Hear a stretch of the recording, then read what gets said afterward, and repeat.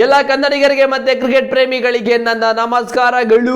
Guys, IPL top 5 ಬೆಟ್ಸ್ಗೆ welcome. First ಬಿಟ್ಟು ವಿರಾಟ್ ಕೊಹ್ಲಿ ಅವ್ರ ಬಗ್ಗೆ ವಿರಾಟ್ ಕೊಹ್ಲಿ ಅವ್ರು ಯಾಕೋ ಈ ಒಂದು IPL ಮತ್ತೆ RCBಗೆ ಡಿಫ್ರೆಂಟ್ ಅವತಾರದಲ್ಲಿ ಬ್ಯಾಟಿಂಗ್ ಆಡ್ತಾರೆ ಅಂತ ನನಗೇನೋ ಅನ್ನಿಸ್ತಾ ಇದೆ. ನನಗೆಲ್ಲ ಇಡೀ ಕ್ರಿಕೆಟ್ ಜಗತ್ತಿಗೆ ಅನ್ನಿಸ್ತಾ ಇದೆ.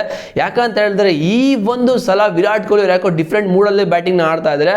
ರೀಸೆಂಟ್ ಆಗಿ RCB ಅವರು 2 ಪ್ರಾಕ್ಟೀಸ್ ಮ್ಯಾಚ್ ಅರೇಂಜ್ ಮಾಡಿದ್ರು. 2 ಪ್ರಾಕ್ಟೀಸ್ ಮ್ಯಾಚ್ ಅಲ್ಲಿ ಫಸ್ಟ್ ಮ್ಯಾಚ್ ಅಲ್ಲಿ 12 ಬಾಲ್ಗೆ 29 ಅಂಡ್ ಸೆಕೆಂಡ್ ಮ್ಯಾಚ್ ಅಲ್ಲಿ 19 ಬಾಲ್ಗೆ 45. IPL ಅಲ್ಲಿ RCB ಕಪ್ನ ಗೆದ್ಮೇಲಂತೂ ODI ಇಂಟರ್ನ್ಯಾಷನಲ್ ಕೂಡ ಇಂಡಿಯಾಗೆ ಬ್ಯಾಕ್ ಟು ಬ್ಯಾಕ್ 2 100 ಹೊಡಿತಾರೆ. ಅಲ್ಲಿ ನಿಮಗೆ ಗೊತ್ತು ಯಾವ ತರ ಬ್ಯಾಟಿಂಗ್ ಆಡಿದ್ರೆ, ತುಂಬಾ ಶಾಟ್ಗಳನ್ನ ಇಂಪ್ಲಿಮೆಂಟ್ ಮಾಡಿದರೆ, ಫುಲ್ ಫ್ರೀ ಆಗಿ ಆಡ್ತಾ ಇದಾರೆ. ಕಳ್ಕೊಳಕ್ ಏನು ಇಲ್ಲ ಇದ್ಮೇಲೆ ಇನ್ನೆಲ್ಲಾನು ಕೂಡ ಪಡ್ಕೊಳ್ಳೋದಂತ ಆಡ್ತಾ ಇರ್ತಾರೆ. So back of the mind ಅಲ್ಲಿ ಇದ್ದೇ ಇರುತ್ತೆ ಅಂತ ಪ್ಲೇಯರ್ ಕೂಡ ಇನ್ನೊಂದು ಕಪ್ನ ಗೆಲ್ಲಬೇಕು, ಬ್ಯಾಕ್ ಟು ಬ್ಯಾಕ್ ಮತ್ತೆ ಆ ಒಂದು ರೆಕಾರ್ಡ್ ನ ಮಾಡಬೇಕು ಅಂತ ನೋಡದ. ಈ ಒಂದು ಸಲ ವಿರಾಟ್ ಕೊಹ್ಲಿ ಯಾವ ತರ ಬ್ಯಾಟಿಂಗ್ ಅಂತೂ ಅಪ್ರೋಚ್ ಅಂತೂ ಸಕ್ಕತ್ತಾಗಿದೆ.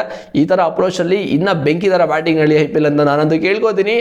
And second update, Jitesh Sharma ಅವರು ವಿರಾಟ್ ಕೊಹ್ಲಿ ಬಗ್ಗೆ ಒಂದು ಸ್ಟೇಟ್ಮೆಂಟ್ ಕೊಟ್ಟಿದ್ದಾರೆ. ಇದು ಎಲ್ಲಿ ನಡೆದಿದೆ ಅಂತ ಹೇಳಿದ್ರೆ ರಣವೀರ್ ಶೋ ಇದು ಇಂಡಿಯಾದ ಪಾಪ್ಯುಲರ್ ಪಾಡ್ಕಾಸ್ಟ್ ಶೋ ಅಂತಾನೆ ಹೇಳ್ಬೋದು. ಅಲ್ಲಿ ಜಿತೇಶ್ ಶರ್ಮಾ ಒಂದು ಕ್ವಶನ್ ಕೇಳಿದ್ದಾರೆ ರಣವೀರ್ ಅವರು, ಈ ಒಂದು ಬಾರಿ ಯಾರು ಆರೆಂಜ್ ಕ್ಯಾಪ್ ನ ಗೆಲ್ತಾರೆ ಅಂತ. ಸೊ ಅದಕ್ಕೆ ಜಿತೇಶ್ ಶರ್ಮಾ ಆನ್ಸರ್ ನ ಕೊಟ್ಟಿರೋದು, Virat Kohli no doubt, I feel that he can break the record this year, the way he has performed for the India and the way he is batting, ಈ seems to be proper touch ಅಂತ ಹೇಳಿದ್ದಾರೆ. ನಾನು already ಹೇಳ್ದಂಗೆ ಇಂಡಿಯಾಗೆ ಯಾವ ಥರ ಆಡ್ತಾರೆ ಮತ್ತು ಯಾವ ಥರ ಟಚಲ್ಲಿ ಇದ್ದಾರೆ ಅಂತ ಗೊತ್ತಾಗ್ತಾ ಇದೆ ನಿಮಗೆ. Next level so orange cap ಇವರಿಗೆ ಪಕ್ಕ ಈ ಸಲ ಬಂದ್ಬಿಡುತ್ತೆ ಅಂತ ಅನ್ನಿಸ್ತಾ ಇದೆ ನೋಡೋದ.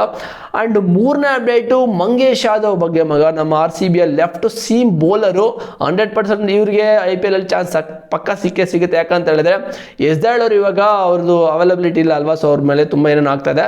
ಅದ್ರ ಬದಲು ಇವ್ರ ಬಗ್ಗೆ ಇವಾಗ ಇವ್ರನ್ನ ರಿಪ್ಲೇಸ್ಮೆಂಟ್ ಆಗಿ RCB ಕರ್ಕೊಂಡ್ಬಂದಿದ್ದಾರೆ ಮೀನ್ಸ್ ಪ್ಲೇಯಿಂಗ್ ಲೆವೆಲ್ ಚೇಂಜ್ ಮಾಡ್ತಾರೆ ಅಂತ ಅನ್ಸುತ್ತೆ. 100% ಮಾಡ್ತಾರೆ, because left arm pacer RCB ಇವ್ರು ಒಬ್ಬರೇ ಇರೋದು.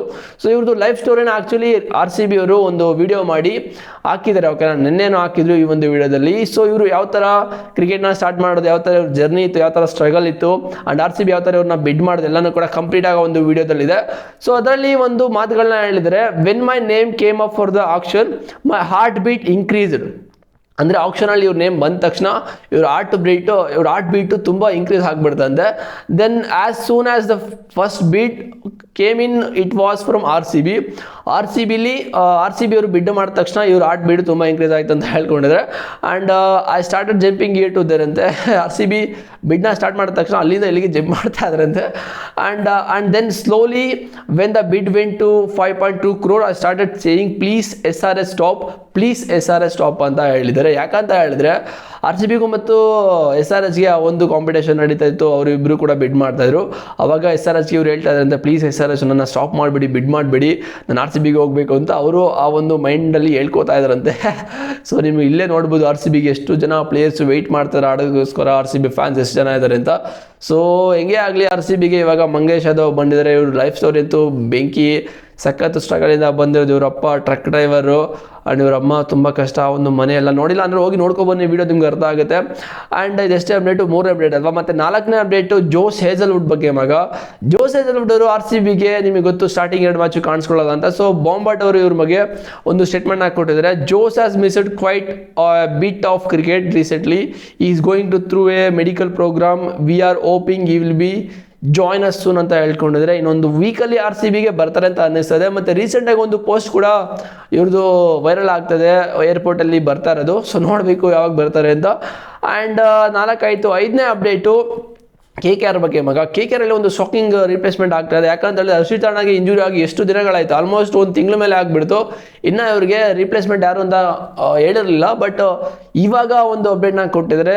ಹರ್ಷಿತ್ ರಾಣಾಗೆ ರಿಪ್ಲೇಸ್ಮೆಂಟು ನವದೀಪ್ ಶೈನಿ ಅಂತೂ ಎಲ್ಲಿದ್ದಾರೆ ಏನಂತ ನನಗೆ ಗೊತ್ತಿಲ್ಲ. ಸೊ ಇವರಂತೂ ಇಂಟರ್ನ್ಯಾಷನಲ್ ಕ್ರಿಕೆಟ್ ಮತ್ತು IPL ಅಲ್ಲಿ ಸಖತ್ತಾಗಿ ಪರ್ಫಾರ್ಮ್ ಮಾಡಿದ ತಕ್ಷಣ ಕಣ್ಮರೆ ಆಗಿಬಿಟ್ರು. ಮತ್ತೆ ಇವ್ರನ್ನ ಕರ್ಕೊಂಡು ಬಂದಿದ್ದಾರೆ KKR. ಆ್ಯಂಡ್ 6ನೇ ಅಪ್ಡೇಟು ಜಸ್ಪ್ರೀತ್ ಬುಮ್ರಾ ಬಗ್ಗೆ ಜಸ್ಪ್ರೀತ್ ಬುಮ್ರಾ ಅವರು ರೀಸೆಂಟಾಗಿ ನಮ್ಮ ಬೆಂಗಳೂರಲ್ಲಿ ಸೆಂಟರ್ ಆಫ್ ಎಕ್ಸಲೆನ್ಸ್ಗೆ ಬಂದಿದ್ರು. ಇಂಜುರಿ ಆಗಿತ್ತು ಏನೋ ಗೊತ್ತಿಲ್ಲ, ಬಟ್ ಬಂದಿದ್ರು. ಇವಾಗ ಇವ್ರ ಬಗ್ಗೆ ಅಪ್ಡೇಟ್ ಬರ್ತಾರೋ ಪ್ರಕಾರ Jasprit Bumrah is fully fit and set to play in the first match for Mumbai Indians ಅಂತ. ಸೊ ಆಡ್ತಾರೆ ಬಿಡಿ, ಯಾಕೋ ಗೆಲ್ಲಿಸ್ತಾರೆ ಅಂತ ಅನ್ನಿಸ್ತಾರೆ ಮುಂಬೈ ಇಂಡಿಯನ್ಸ್ನ.